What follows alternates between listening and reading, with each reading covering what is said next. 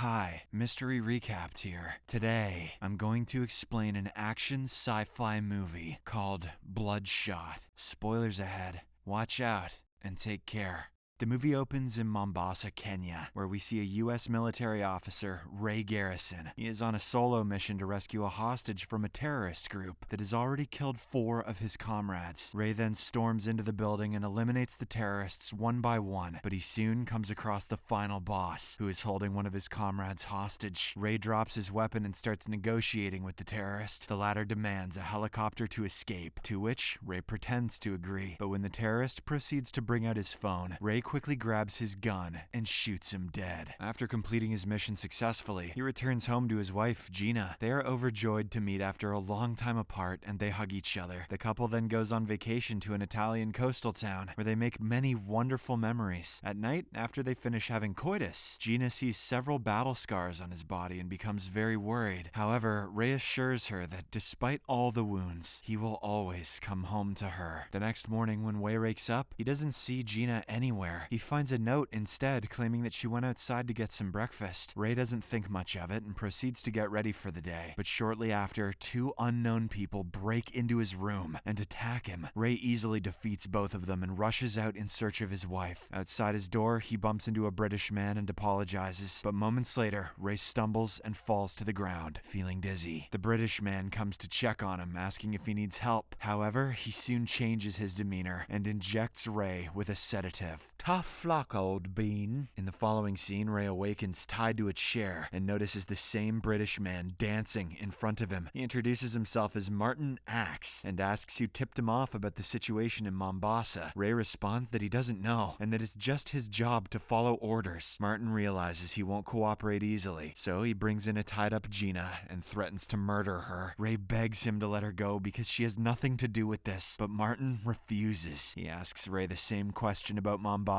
again, but the latter still can't answer it. As a result, Martin eventually shoots Gina with a nail gun, killing her mercilessly. The sight devastates Ray, and he begins screaming at the top of his lungs, "I am Groot!" He warns Martin that he made a grave mistake and that no matter where he goes, he will find him. Martin thanks him for the heads up, but then shoots Ray in the head, killing him. Sometime later, we see Ray waking up in a laboratory. As he looks around the place in confusion, a man named Emil Hartig approaches him. Harting states that he is the director of a company called RST, which stands for Rising Spirit Technology, but sounds like a bullshit extra charge on your bill. A woman named KT also arrives, informing Ray that he had died, and the military donated his body to RST. She claims that Ray has no family because the military only gives away the bodies of unclaimed soldiers. It turns out RST was able to bring the dead Ray back to life using their technology. Following this, Harting explains that RST has been running several experiments to restore the military's critical assets. These include creating skeletal structures for agile and strong bodies, as well as strengthening the nervous system to improve reactions. While RST has created several groundbreaking weapons, Ray is the first person they have been able to revive. Strange that they chose his washed-up old ass. Harding goes on to explain that he was revived with the help of nanites, which are biomechanical constructs. The nanites also allow Ray to heal himself after injuries, but they must be recharged regularly. Harting then asks for his name and military rank, but Ray has no recollection of his past. Next, they show Ray around the place, and he discovers that they also have rehabilitation areas, where ex-soldiers with restored body parts push themselves to their limits. Harting reveals that KT was a Navy swimmer in Syria who was hurt in a chemical attack that damaged her trachea. She now has a new respirator, which has significantly improved her breathing. They then introduce Jimmy, a former Navy officer who lost both legs in a bombing in Afghanistan, but now wears prosthetic legs. Next is a man named Tibbs, who is a marksman in Iraq. He has lost his vision, but it has been restored with advanced eye implants. Later that night, Ray wakes up from his sleep and decides to explore the facility. He punches a pillar, but instead of him getting injured, the pillar cracks. Why did he try that? Ray is overjoyed when he realizes that he has superhuman strength. Later, he comes across KT, who is training underwater. She soon comes out of the pool, and Ray tells her that he had a nightmare, but KT responds that it is impossible because he has no memories. That's not how dreams work. After this, she invites him for a drink, to which he agrees. They share shots while listening to music, but after the first sip, Ray begins to recall his time in Mombasa. He finally remembers his relationship with Gina and how Martin Axe killed her. Consumed by rage, he vows to find the villain and kill him. Following this, Ray leaves the facility and uses advanced nanites to track Martin's location in Hungary. Meanwhile, Harting communicates with him via microprocessors in his brain, warning him not to go there. He tells Ray that he now belongs to him, but the latter doesn't think so. Our hero then steals a plane from RST and learns how to fly it from a manual he finds on the internet. Shortly after, Ray reaches Hungary and corners Martin and his armed men in a tunnel. For some reason, Martin isn't shocked to see the person he killed suddenly alive, but he's certainly terrified, so he orders his men to finish him off. Ray easily manages to defeat them, and despite being shot several times, his wounds heal in seconds. After killing everyone, he confronts Martin, who immediately starts pleading for his life. He claims that Harding is manipulating him, but he can help. However, Ray refuses to listen and brutally shoots him to death, completing his revenge. I call that a bloodshot. In the morning, Ray drives to a location where KT, Jimmy, and Tibbs are waiting for him. He tells them that it wasn't necessary to pursue him because he would have returned to the facility anyway. It is revealed that his nanites have low energy because his body was repaired many times during the earlier fight. Later that night, while Ray is recharging his energy, Jimmy suddenly shows up. It seems that during the recharge process, Ray is unable to move or speak. Taking advantage of this, Jimmy mocks him for being foolish enough to believe that Gina is actually dead. The revelation shocks Ray, but he soon falls unconscious. At this point, we discover that Harting has been using Ray as a puppet to kill his enemies. He has planted false memories in Ray's mind with the help of his programmer Eric. It turns out that everything we saw at the beginning of the movie was just a simulation designed to trick Ray. In reality, Martin had never met Ray or killed his wife. Martin is not even the first victim, as Ray has assassinated numerous people under the same guise. These targets were former RST scientists who had left the company for some reason. After Ray falls unconscious, Eric begins resetting his memories and altering his recollection of Gina's death. He replaces Martin's face with that of another man called Barris. KT finds the whole situation disturbing and asks Harting to stop. However, he instructs her to mind her own business and concentrate on her job. He threatens to turn off her enhancements if she dares to interfere again. Sometime later, the rebooted Ray wakes up in a confused state again. Harting and KT introduce themselves and show him around the facility just like before. Later that night, while KT and Ray are drinking again, he recalls Gina's death and recognizes Barris as her killer. Ray then steals a plane from the facility to get the job done. Harting pretends to stop him, as usual, but a vengeful Ray refuses to listen. Shortly after, Ray learns that his target is in England and heads there. He soon breaks into Barris's mansion and begins killing his men one by one. Meanwhile, Eric hacks into the mansion's CCTV cameras, allowing them to see what's going on. He discovers that Barris has hired Wiggins, a brilliant programmer who is developing an EMP device to use against Ray. It is revealed that this device emits an electromagnetic pulse capable of destroying all of the nanites repairing Ray's body. However, before the device can be activated, it must be charged to 100% capacity. Harting realizes the situation is too dangerous and orders Ray to leave. However, the latter ignores the warning and mutes him. Before the EMP is fully charged, Ray enters Barris's room and begins accusing him of murdering his wife. The man is confused and denies killing anyone, but Ray shoots him to death. I call that a bloodshot, he says again, thinking it's the first time. Moments later, someone activates the EMP, causing his nanites to stop functioning. Ray immediately collapses to the ground and RST loses all access to him. In the following scene, he awakens to a powerful electric charge and sees Wiggins in front of him. Ray assumes that he's in danger, but Wiggins clarifies that he doesn't care about Barris's death and was only forced to work for him. He actually wants to help Ray and asks about his motive for killing Barris. Ray explains his wife's death, but admits that he has been seeing different faces of her murderer. Upon hearing this, Wiggins quickly deduces what RST is up to. He reveals that there were rumors of people who left RST being killed one after the other, with the method appearing to be personal revenge. He then informs Ray that his memory is being manipulated and that RST is using him as a toy to kill people. The revelation leaves Ray shocked, and he assumes that Gina must still be alive. He decides to look for her, but Wiggins is concerned that if he leaves, Harting will again erase his memories and frame him as the murderer. murderer. Ray assures him that this won't happen, even though he has no reason to assure him of that, and gives him a sample of his nanite-infused blood for inspection. After some time, Ray tracks down Gina's location and goes to see her. She is delighted to see him after so long, and they warmly hug each other. However, when he reveals that he has returned home to be with her, she is perplexed. Gina informs him that it has been 5 years since they last saw each other, and that they parted ways on mutual terms. Furthermore, she is already remarried and has 2 children. Upon hearing this, Ray is devastated and leaves without saying a word. While he is driving, he is suddenly struck by an armored vehicle. Turns out Jimmy and Tib have tracked him down and are now pursuing him. They relentlessly chase Ray through the city, and Jimmy's prosthetic legs are destroyed when a truck collides with his vehicle. Moments later, Tibbs shoots Ray with a bullet capable of disabling the nanites, causing him to lose consciousness. In the next scene, Ray is once again brought back to the lab. Harting then orders KT to go after Wiggins, but she refuses to do so. This enrages Harting so much that he turns off her respirator, causing her to struggle to breathe. With no other options, KT finally agrees to do the job. We later see her approaching Wiggins on the road, asking him to light her cigarette. He nonchalantly agrees, but as soon as he inhales the fumes from the cigarette, he is knocked out cold. Sometime later, Harting places Ray in a simulation and prepares to erase his memory again. But at this moment, KT returns and lies to him, saying Wiggins got away. It is revealed that she has secretly joined forces with Wiggins, who is currently hacking into the RST system. Shortly after, Ray's reset process begins, but KT